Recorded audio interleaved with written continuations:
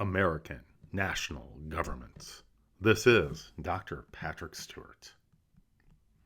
Chapter 4 Civil Liberties.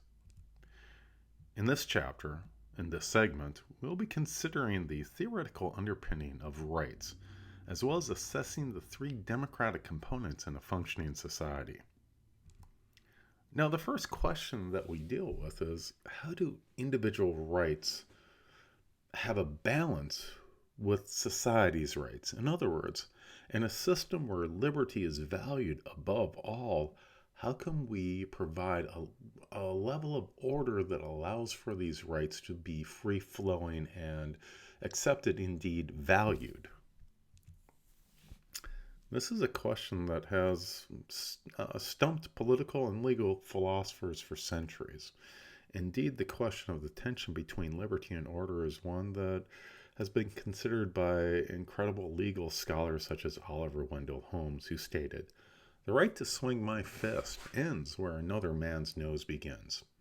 Here, he's looking at the right for individuals to exert their individual influence, their ability to exert their liberty amongst their fellow humans. The question is where does it start? When does it begin? And is it just physical, or does it extend to ideas?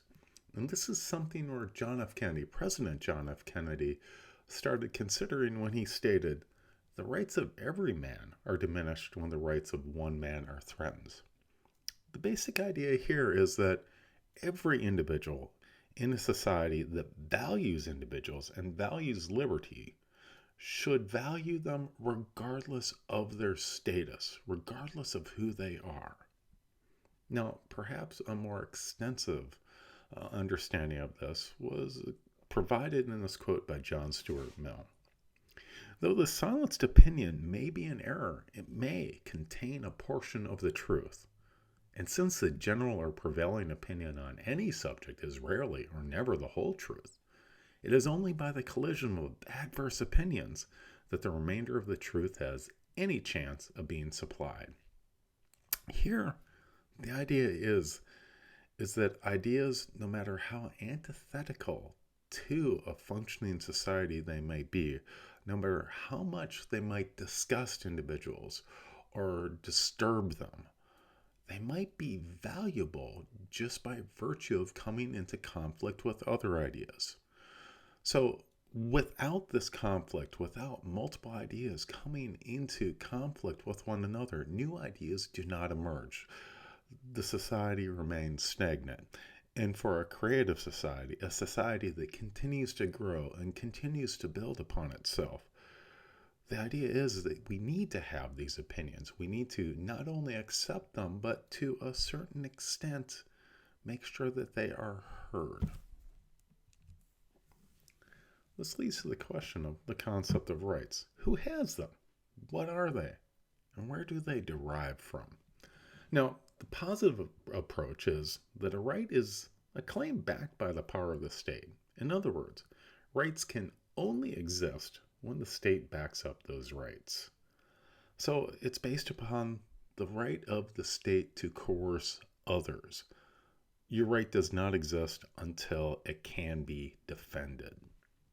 On the other hand, the normative concept of rights suggests that a right is something that you are born with, and it has underpinning it two central beliefs. The first is people can have a right to something they do not actively claim, or for which the state would not back them up. For instance, we value the freedom of religion and the right to bear arms, but that does not mean that you have to belong to a religion or exercise a religion. Nor with the right to bear arms do you have to own a weapon or even exercise it. These are rights that you have even if you do not exercise them. Now, underneath this is the idea that rights derive from some source other than the power of enforcement. It's not just governmental coercion, this positivist approach, that we have these rights deriving from. It is the idea that this is something that humans are born from. It is a natural right, and it's an inalienable right. And this is the very basis for the Declaration of Independence that provided the cornerstone, the intellectual cornerstone for our society in the United States. And it also is the cornerstone for the United Nations Rights of Man Declaration. So let's take a look at the Bill of Rights.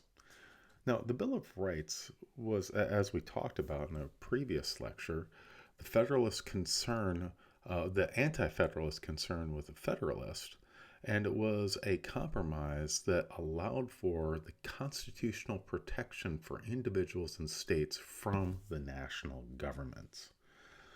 So here we have the idea that we have this national government, that we have this great fear of a unitary executive power within the United States, certainly amongst our founding fathers, that was realized in the Bill of Rights. And this was a form of protection from central government. But according to the Supreme Court case Barron versus Baltimore in 1833, while there is a confirmation that the Bill of Rights applied to the national government, it applied only to the national government and not to the states. However, immediately following the Civil War, as we saw that there was a deprivation of individual rights through slavery, the 14th Amendment stated, "No state shall make or enforce any law which shall deprive any person of life, liberty, or property without the due process of law." And from this point forward, the Supreme Court began using the 14th Amendment to apply the Bill of Rights to the states. Now, it wasn't immediate, and it didn't cover all the rights. Indeed, it's more of an evolutionary process than anything. Here we see within this slide the incorporation of the Bill of Rights to apply to state governments along a variety of different dimensions. Indeed, it took until 1925 with Gitlow versus New York, where the First Amendment freedom of press and speech were declared as fundamental. And more recently, McDonald versus Chicago, the Second Amendment was seen as fundamental for self-defense. And so this was the incorporation. It was fairly recently that this was incorporated or interpreted as such. Now the question is, how do we assess the performance of rights in society? Now, before we get into the details, let's look at the overarching concepts that drive our nation's theory of its constitution. The first is that of majority rule. Now, overall, the evidence suggests that government does a pretty good job in addressing policy preferences of its citizens. But there are some exceptions. The first, the Jim Crow laws in the wake of the Civil War, in which African Americans were not treated as equal to white citizens, especially in the South. Now, this is still being addressed today, and so is a continuing issue that is of concern for all Americans who desire for equality for all. Now, more recently, in the 2016 presidential elections, we found that majority rule, majority choice was not abided by, as those individuals who won the general election as far as the greatest number of votes, the plurality of the votes, Al Gore and Hillary Clinton, were not considered the presidents. Now, this is due to the Electoral College, where we have the states are given a certain amount of balance. We'll be discussing the Electoral College to a greater extent, but the idea here is that within the system, we had to balance off the rights of the smaller states against the larger states. And this meant that in the case of 2016, that the presidents reflected the needs and the desires of the voters from more of the smaller states.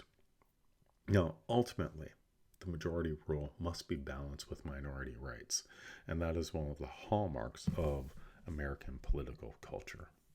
Now, political freedom is one of these other values that we have, and it's the easiest to recognize in the American political and its policy process. The idea that we're free to speak, write, contact public officials, join interest groups, circulate petitions, have a free press, and so on are so valuable. And while there certainly are infringements on these different rights, it is something that many Americans value incredibly much so. Now, the real danger to political freedom It is not that these rights will be taken away, but minority or dissenting opinions may not be heard. And this is certainly something that we might consider, especially in the wake of the Citizens United decision, that corporate entities and unions have the ability to reach out to the public, and they're given the rights of individuals. Is that those individuals who have extensive amounts of financial clout oftentimes have the ability to shout over the smaller voices. So the marketplace of ideas isn't so much a marketplace with everyone heard equally, or at least close to equally, but only a few voices being heard and the rest being shouted over in the den. Now, political equality is a principle that the American political system has had the hardest time putting in practice. And certainly we've had the Civil War as a result of that, as well as civil unrest over the course of our country's history. Here, while the blatant inequalities are a thing of the past, some groups clearly still enjoy more power and influence in the policy-making process. So ultimately, I think one of the key things to consider, and this builds upon the previous slide, is follow the money if you really want to see what is going on. With that being said, our conclusion is the notion of popular sovereignty requires that the policy process abide by these three principles simultaneously. And as we could probably guess, on this standard, the performance of American democracy falls short. However, by consistently striving to keep the democratic process while the system falls short, it still is its best it can be, which is oftentimes the best that we can hope for. So ultimately, what we have to consider is you as an American citizen matter, and it's a value that is held up throughout the world, especially when it is abided by. American national government.